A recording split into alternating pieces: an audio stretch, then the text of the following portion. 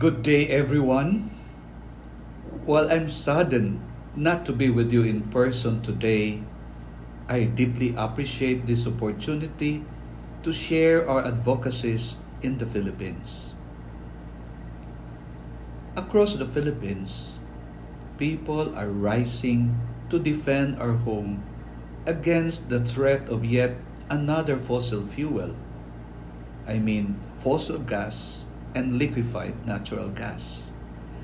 These endanger not only our ecosystems, but also the lives of many communities. At the heart of the Coral Triangle lies the Verde Island Passage, or VIP, a marine sanctuary globally recognized as the center of marine biodiversity, our very own Amazon of the oceans. The Protect VIP network, of which Caritas Philippines is a member, tirelessly works to raise awareness about the urgent need to protect this incredibly rich marine life. Last year brought significant recognition. The California Academy of Sciences designated the Verde Island Passage as a hope spot.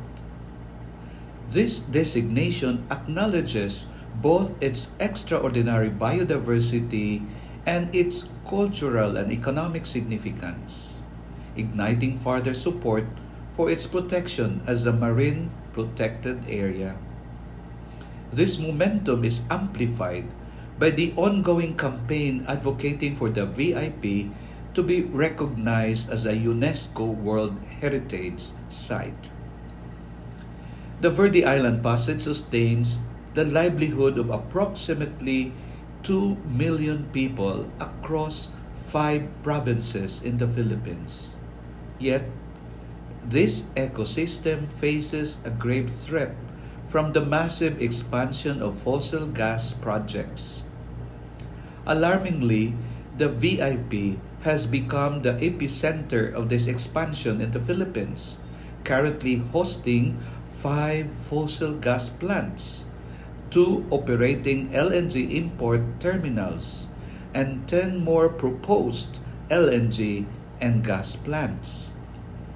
Leading this destructive gas expansion in the VIP is the Philippines' largest energy player, the San Miguel Corporation. Just recently, San Miguel divested its stake in the gas facility within the VIP to 2 other major energy players in the country, that is, Meralco and Aboitiz.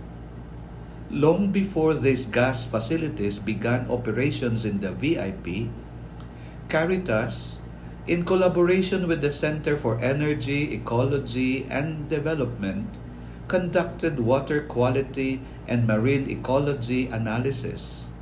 These studies revealed alarming levels of key pollutants and heavy metals linked to industrial activities surrounding the gas facility sites.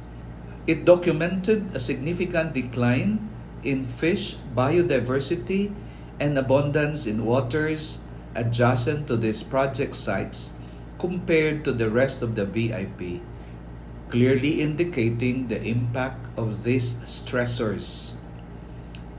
The devastating consequences of fossil fuels in the Verde Island Passage became even more apparent in 2023 when San Miguel's chartered tankers spilled millions of liters of oil, causing suffering to coastal communities that continues to this day. Given these consequences and the clear impacts of fossil fuels on the Verde Island Passage, we tirelessly fight to protect our home, especially that the Philippines is among the most disaster-prone countries in the world. The Philippines possesses immense renewable energy potential at around 1,200 gigawatts. A study from Seed and Climate Analytics has confirmed this potential, stating that the Philippines' renewable energy capacity is over 40 times greater than the current total installed capacity across all technologies. To align with the 1.5 degree centigrade goal, fossil fuels must be phased out by 2040. Adding to the concerns, San Miguel subsidiary South Premier Power Corporation is charging electricity consumers more than double for generation tariffs after switching from indigenous gas to imported LNG. The Department of Energy and electricity consumers are also raising serious concerns about potential violations of anti-competitive laws.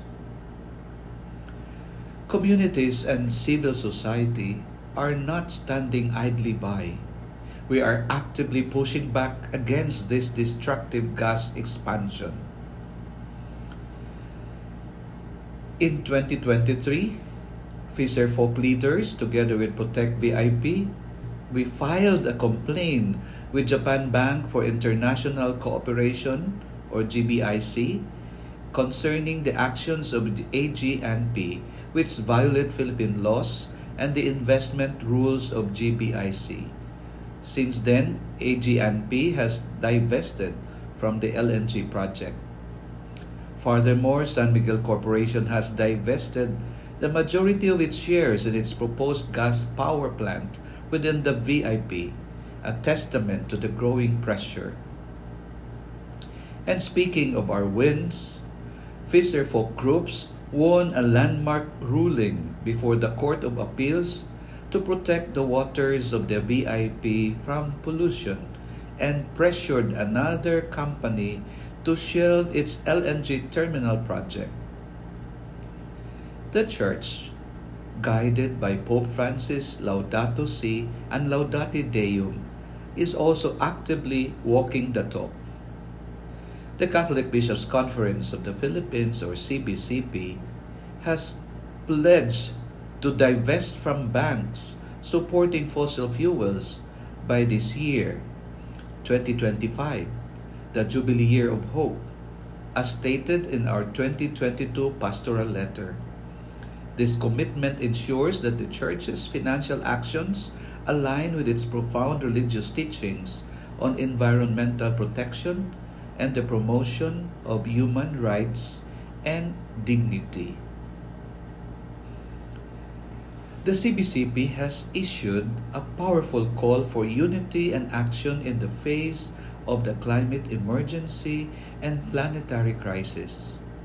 We urge everyone to use their position, either as shareholders, clients, or stakeholders of financial institutions, both within and beyond the Philippines, especially domestic banks, to demand clear policies and plans to phase out their exposure to coal, fossil gas, and destructive energy in line with the 1.5 degrees centigrade ambition. We also have made a firm commitment. Without clear commitments and policies from these banks to divest from fossil fuels, we will withdraw all resources from them no later than 2025 and hold them accountable to their fiduciary duties and moral obligations as climate actors. The Federation of Asian Bishops' Conferences also strongly advocates for more ambitious climate commitments, such as the Paris Agreement, and works to bridge the gap between the national climate targets and the scientifically necessary 1.5 degrees centigrade global goal. It also emphasized that preserving Asia's rainforest, coral reefs, and rivers must be a top priority, urging governments, businesses, and communities to collaborate with indigenous peoples, leading the way to ensure these vital ecosystems thrive.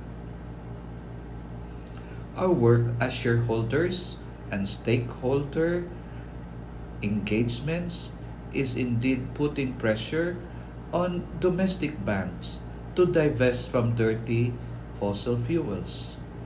Over the past years, along with the withdrawal from coal network, 9 out of 15 domestic banks have already committed to divesting from coal, and domestic coal financing has decreased by an impressive 91% compared to 2016.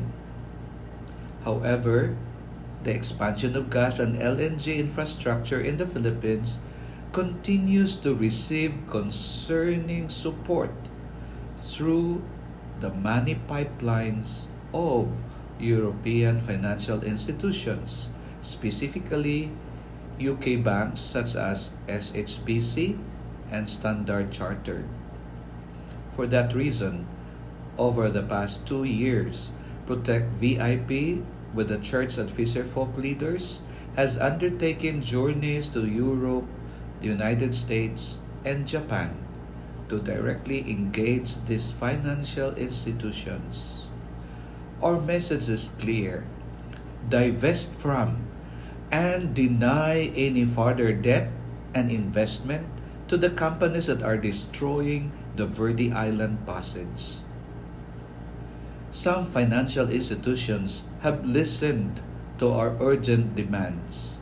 DWS and RST have committed to divesting from San Miguel, while BNP Paribas has stated that financing gas in the VIP is not part of their strategy. There is no reason for other banks not to follow suit. Together with the church and local communities, we will relentlessly fight until our home, the Verde Island Passage, is protected. We hope we can count on you to join and support us.